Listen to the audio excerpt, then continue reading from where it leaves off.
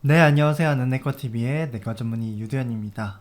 이번 시간에는 최근에 이제 코로나 관련된 지침이 항원검사도 확진검사로 활용하겠다라고 발표를 했는데 어떠한 배경에서 그렇게 그 범위가 점점 늘어나고 있는지에 대해서 살펴보도록 하겠습니다. 일단 항원검사에 대해서 다시 좀 복습을 하고 넘어가면 항원검사 방법은 크게 두 가지가 있다고 말씀드렸었죠. 하나는 집에서 하는 일반인도 할 수 있는 자가진단 키트 방법이 있고, 두 번째는 의료진이 이렇게 깊게 비인두까지 찔러서 해야 되는 신속 항원검사, 이렇게 두 가지로 나눠진다고 말씀드렸습니다. 그래서 이 두 가지 중에 자가진단 키트는 아직 PCR 확진 검사로 활용할 수는 없고, 이 비인두까지 깊게 찌르는 의료인이 시행하는 이 신속 항원 검사만 현재 PCR 검사의 확진 검사로서 활용해 볼 수 있겠다라고 말씀드렸습니다. 그래서 이렇게 검체를 채취한 다음에 튜브에 검체를 넣고 이렇게 검체 키트에다가 이 시약을 넣어주면, 시약과 그 체액을 같이 넣어주면 양성이 나온다면 두 줄, 음성이면 한 줄이 나온다는 것을 알고 계실 겁니다.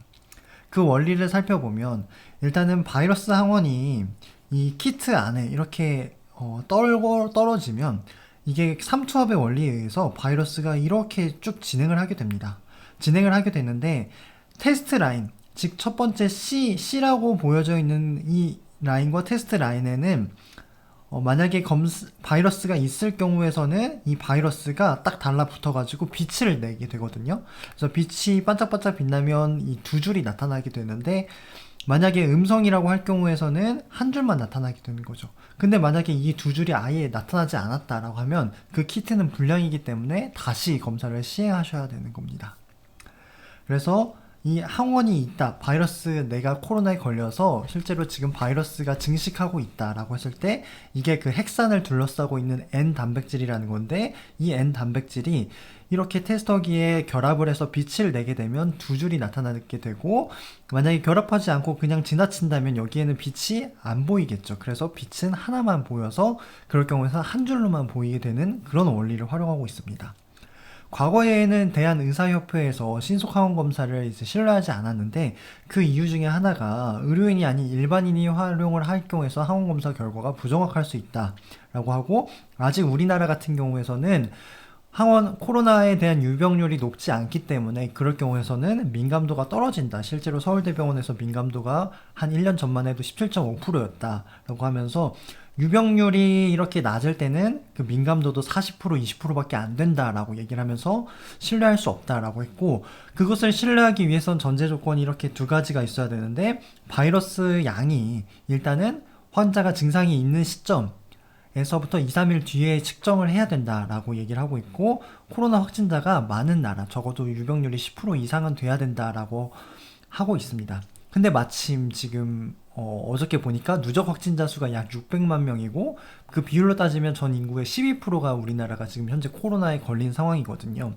이런 상황에서 실제로 항원검사에 대한 민감도가 많이 올라갔다. 즉 항원검사에서 양성이 나오면 그게 진짜 확진자일 확률이 무려 94.7%까지 올랐다라고 얘기하면서 항원검사를 이제 확진검사로 활용해 볼 수 있다라고 하는 거죠. 그래서 이게 과학이라는 게 그 상황에 따라서 서로 다르게 해석할 수밖에 없다는 것을 말씀드리고, 실제로 유럽연합에서 발표한 자료에 따르면 유병률이 한 10% 정도 됐을 때 코로나 항원검사의 양성 예측도가 80%에서 99%까지 증가하는 걸 볼 수 있었고요. 유럽연합에서는 이제 유병률이 10% 이상일 때는 항원검사를 확진검사로 적극적으로 활용하고 있다라는 걸 보여주고 있고, 현재 미국 CDC에서도 항원검사에서 양성일 경우에서는 자가격리를 실시하고, 미국 같은 경우는 자가진단 키트, 집에서 하는 키트로도 만약에 양성 두 줄이 나온다 그러면 보건소에 연락해서 나 확진됐다라고 해서 자가진단 키트까지 현재 인정을 해주고 있는 그런 상황입니다. 그럼 이제 연속 항원 검사, 매일 항원 검사를 하는 게 의미가 있냐라고 했을 때, 여기 보시면 제가 많이 보여드리는 그런 그림인데, 이게 증상 발생일이라는 건데, 증상 발생일 이전에는 우리가 항원을 볼 수가 없어요. 항원은 증상 발생일 이후부터 이제 쭉 상승하게 되는데, 이 항원 검사와 PCR 검사의 차이점이 뭐냐면, PCR 검사는 요만한 검체만이 있더라도 이것을 증폭을 해줘요. 몇 배는 더. 근데 항원 검사는 증폭이라는 과정이 없어서 이게 하나이면 하나밖에 안 보인다는 거고, 적어도 이게 5개까지는 돼야 우리가 이제 키트로서 양성임을 확인해 볼 수 있다는 건데, 이 5개가 저절로 늘려주는 게 아니라 늘어날 때까지 기다려야 된다는 거죠. 근데 이 늘어난 시점이 언제인지 모르기 때문에 매일 검사하는 게 과연 의미가 있냐라고 질문하시는 분들이 있는데, 실제로 한 기사에 따르면 증상이 나타나고 일단 검사를 해야 되고, 증상 발생일로부터 약 2일, 만약에 뭐 무증상자라고 하더라도 최종 그 노출일, 접촉일로부터 2일 뒤에 해야 항원 검사가 정확하다라고 발표하고 있는데, 이게 꽤나 과학적인 방법입니다. 여기 실제로 최근 발표된 논문에 따르면 항원 검사를 매일 하는 방법과 이틀에 한 번씩, 3일 한 번씩, 4일 한 번씩, 5일 한 번씩, 6일마다, 일주일마다 시행하는 방법을 조사를 해봤는데, 실제로 매일 하는 그런 항원 검사일 때 정확도가 제일 높았다고 하고 있고요. 여기서도 항원 검사를 매일 하는 게 검사의 신뢰도가 더 올라간다라고 얘기를 하고 있고요. 유럽연합에서도 이렇게 코로나 유병률이 10% 이상일 때는 항원 검사를 매일 함으로써, 혹은 2에서 3일 정도 함으로써 항원 검사의 민감도를 올릴 수 있다라고 얘기하고 있고, CDC에서도 항원 검사의 그런 횟수를 매일 함으로 인해서 우리가 조기에 확진자를 발견함으로 인해서 전파력을 막을 수 있다라고 얘기하고 있습니다. 여기에 있어서도 WHO랑 CDC, 유럽연합 전반적으로 항원 검사를 연속적으로 하는 거에 대해서는 모두 다 동의하고 있는 그런 상황이고요. 실제로 미국에서도 유증상자에서도 항원 검사를 확진 검사로 적극적으로 활용하고 있는데, 만약에 PCR이 안 된다면 연속적으로 항원 검사를 시행함으로써 오늘 음성이 나왔더라도 내일 한번 다시 항원 검사를 활용해서 확진 검사를 우리가 대체할 수 있다라고 얘기를 하고 있습니다.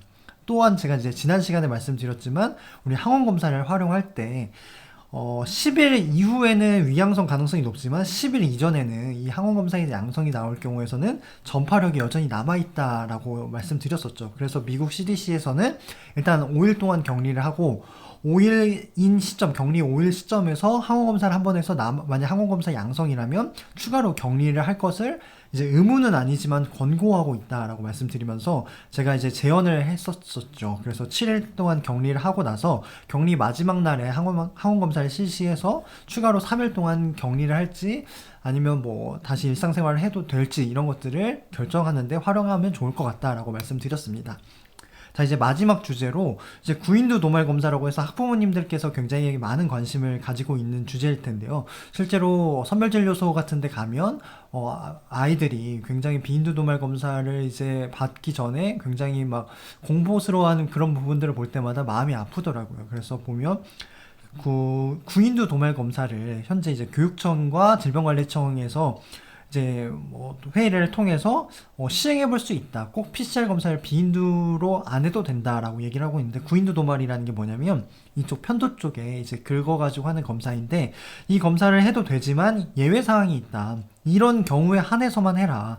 라고 해서 첫 번째는 해부학적, 의학적 이유로 면봉을 깊게 삽입하기 어려운 경우, 의사소통이 어려운 우리 아이들인 경우, 그리고 의학적 판단에 따라서 비인두 도말의 채취가 좀 해부학적 구조 때문에 어려운 경우에서는 구인두 도말 검사로 PCR 검사를 대체할 수 있다라고 얘기를 하고 있고요. 이럴 경우에는 단점은 이제 민감도가 10%까지 떨어질 수 있다, 10% 더 떨어질 수 있다라고 얘기하고 있습니다. 현재 해외에서는 이렇게 그 타액 검사도 허용을 하고 있는 나라들이 있는데요. 타액 검사가 이제 방법이 그냥 여기다가 면봉을 재가지고 면봉에서 이제 타액을 통해서 흡수하는 그런 방법을 활용하기도 하고, 일단 기침을 3번에서 5번 정도 한 다음에 그 나머지 그 타액을 이렇게 튜브에 넣어가지고 하는 타액 검사 방법이 이렇게 2가지가 있는데요. 타액 검사를 통해서 이제 PCR 검사를 했을 경우에서는 민감도가 이렇게 보시면 60에서 80% 정도로 매우 떨어지는 것을 볼 수 있었습니다.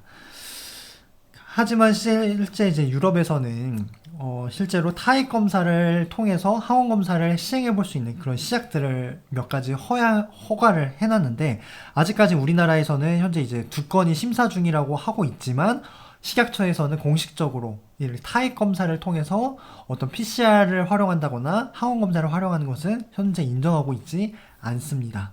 그 이유가 아직까지도 좀 정확도가 떨어진다라고 하지만 현재 모든 그런 검사를 PCR로 하기에는 비용이나 어떤 뭐 시간적인 측면에서 제약이 있기 때문에 이 부분을 우리나라도 앞으로 시간이 흐르면 좀 적극적으로 검토할 필요가 있지 않을까 저 역시 생각하고 있습니다. 지금까지 항원 검사에 대한 전반적인 이슈와 그리고 앞으로 나아갈 방향에 대해서 한번 말씀드려 보았습니다. 지금까지 긴 강의 경청해 주셔서 감사합니다.